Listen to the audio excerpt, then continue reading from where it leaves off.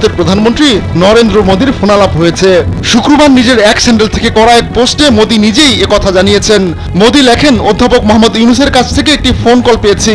আমাদের বিরাজমান পরিস্থিতি নিয়ে মতবিনিময় হয়েছে। সেখানে একটি গণতান্ত্রিক, স্থিতিশীল, শান্তিপূর্ণ এবং প্রগতিশীল বাংলাদেশের জন্য ভারতের সমর্থন পুনর্ব্যক্ত করা হয়েছে। ডক্টর ইউনূস বাংলাদেশি হিন্দু এবং সব সংখ্যালঘুদের সুরক্ষা ও নিরাপত্তার আশ্বাস দিয়েছেন। এর আগে বৃহস্পতিবার দিল্লির লালকেল্লায় ভারতের স্বাধীনতা দিবসের অনুষ্ঠানে মোদী বলেন, 114 কোটি ভারতীয় বাংলাদেশের সংখ্যালঘু হিন্দুদের নিরাপত্তা নিয়ে চিন্তিত।